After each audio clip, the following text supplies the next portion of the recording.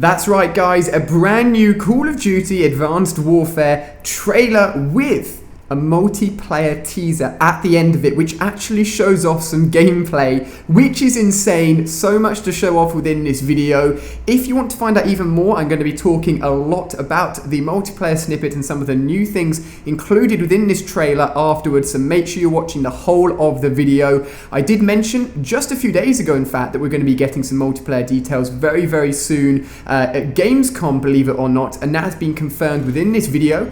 On August the 11th, we will be getting a multiplayer reveal, so very, very exciting. Stay tuned here on my channel for the latest in Call of Duty news, and let's take a look at the video.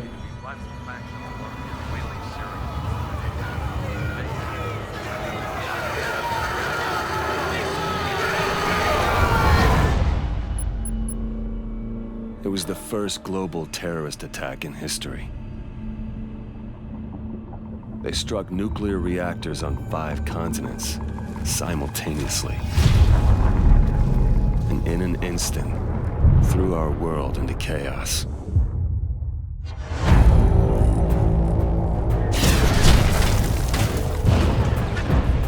With our government and military crippled, we turned to a private military company called Atlas. Atlas has the single largest standing military in the world, but we answer to no country. They fought our wars. They rebuilt our cities. The truth is, we often find that we're more effective than the governments that hire us.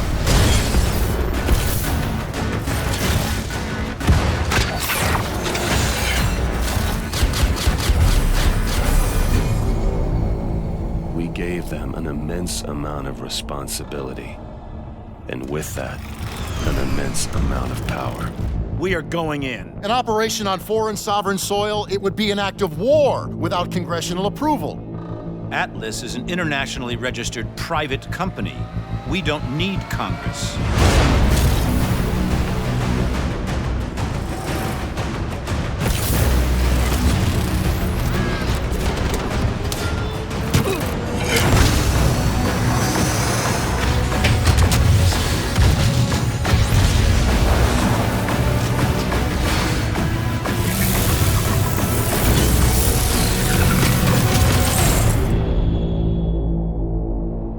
Ideas don't determine who's right. Power determines who's right. And I have the power, so I'm right.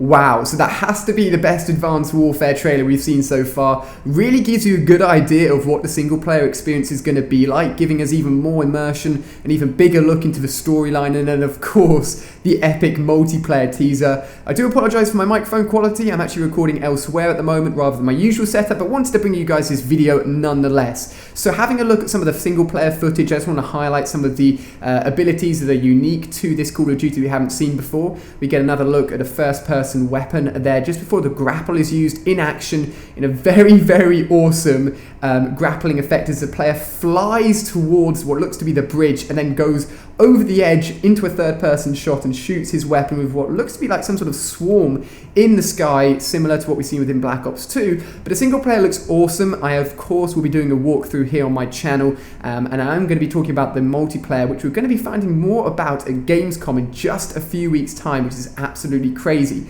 I want to know so far, you guys are thinking of a single player, because I think generally the single player of Call of Duties are kind of overlooked a little bit. Maybe you've never even touched a single player of a Call of Duty. Let me know if this is exciting you at all, with all of these new abilities, the cloaking, the boost jumping, the extra strength, the new weapons. It looks pretty impressive, and one thing I would say is that the graphics and the quality of the textures look great. From what I believe, this game has been built on the next-gen console specifically, so they're really going to be optimized for the next-gen. And look at that, jetpacks, my friend. What more could you ask for? But let's take another look at multiplayer and talk about that.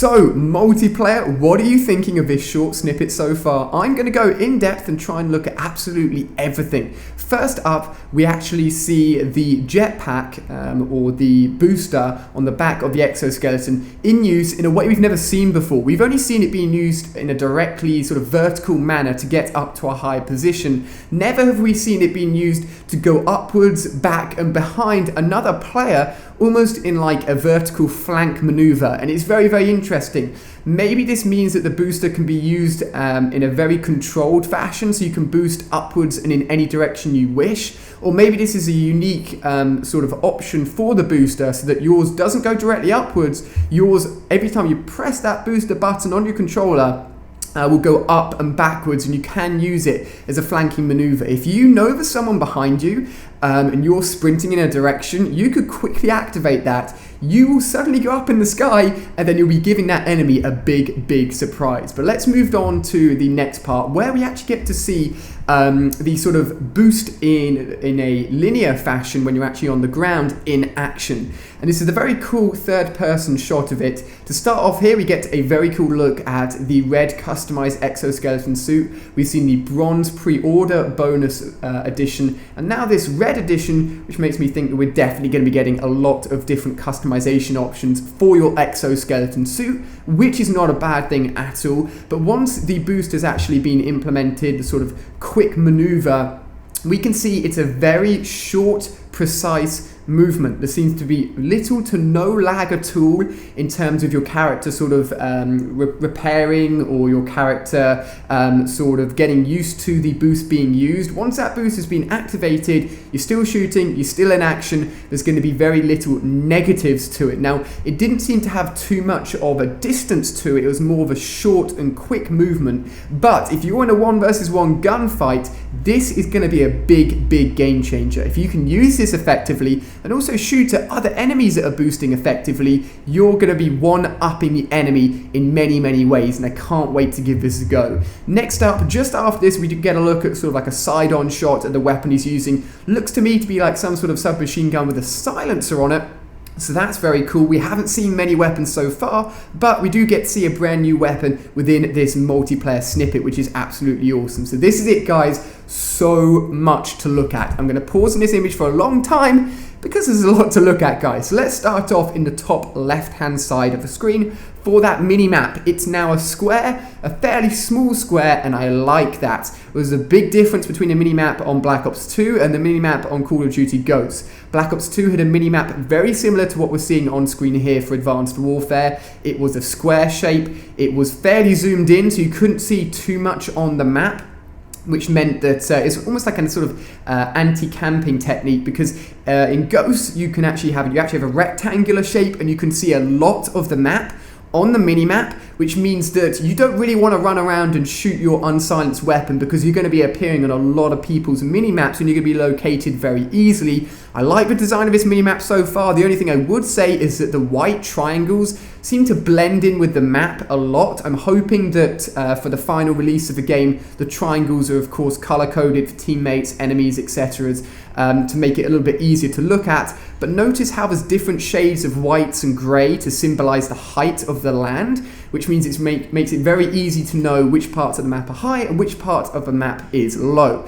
Next up, moving below that, we have the kill feed in that bottom left position. I really like that position. It means I can put my face cam in the top right of my commentaries when I'm playing online, and makes it a lot easier. I think people are used to looking in that bottom left location for the kill feed. It was moved for Call of Duty Ghosts, and that's the first time it has been moved, but I really like it back in that bottom left hand side position. Below that, we can see Team Deathmatch returns. Shock horror, not a big surprise, but we've got a new sort of loadout, or new sort of visual design for the score count. It looks like our team here is on 4, the enemy is on 2, and we're used to going up to 75 for Team Deathmatch. So a new, very clear way, I like that, a very clear way of seeing what we are going to be doing in terms of scoring for that game mode rather than 7,500 or whatever. We've just got 4 and 2, quick and easy, read that information, you have logged what's going on. Now let's take a look at the actual visuals. In the background, you've got a huge wave that's about to come crashing down on the map. So I guess dynamic map events, or map events that are going to change how the map is structured throughout the playing of a map, will be implemented into Advanced Warfare. The first time we saw this really implemented in a big scale was Call of Duty Ghosts. I don't know if I was a fan of it, to be honest. I'm hoping that this is done well within Call of Duty Advanced Warfare and doesn't sort of ruin the flow of the maps. I think that's something you don't want to disrupt, is a flow of a map. If the game's going quickly, if teams are fighting it out, and then suddenly a big wave comes along and just sort of wipes out everybody and suddenly half of the map isn't available, it's going to change things a lot. So let's see how that works. Hopefully it's done well. Of course, you can also see on the left-hand side there a very tall rock. Notice how it would be pretty much impossible to get to that rock in any previous Call of Duty games, but because of the vertical booster, that's going to be a breeze to get to. We just boost up there, we're in a very high position, and it means we're going to have to be looking out for enemies in a lot of different locations than we're used to. High up, down low, skidding from side to side using that other boost option. It's going to be very different. You've got to keep your eyes peeled. Now we've got a new weapon on screen here as well that we haven't seen before, of course designed by the Atlas Corporation, who we've talked about and seen a lot of within the single player. Then on the bottom left, we have an ammo counter. To the left of that, I'm not too sure what it is. I'd assume what it looks like is actually the backpack, the sort of exoskeleton backpack. So it looks like, from what I can tell, you may have 2 exoskeleton abilities with a limited use. It looks like there's 5 uses each for both of these jetpack abilities or exoskeleton suit abilities. I'm not sure which ones he's implemented, but they of course will go down and I assume recharge over time. Can't wait to use these exoskeleton suits, guys, and see how they work within multiplayer. On top of that, we have Killstreaks, my friends. These go up in pretty large numbers. It looks like we have 500 and then 700. Only 2 kill streaks. I'm hoping we can have 3. We've had 3 in a lot of the previous Call of Duty games. I'm hoping 3 will be allowed, but this user's only got 2. It looks like the 500 kill streak could be a UAV, and the next one could be one of the mini dual rotors that we've actually seen a few times within the single player. So I assume that'd be a sort of like a personal sort of anti-infantry little device there that will fly around and shoot at enemies. I'm hoping the scoring system is done in a similar fashion to Black Ops 2, where assists, UAV assists, capturing flags, anything you did rewarded you with points for your next kill streak. That would be absolutely awesome. That's a load of information we've gathered from just that one image, but this is, as I said, the first time we've seen multiplayer, and there's so much to look at. So let's jump onto the next image, guys, and take a look at an aim down sight or an ADS version of this weapon. We can see hit markers on screen here in a white format.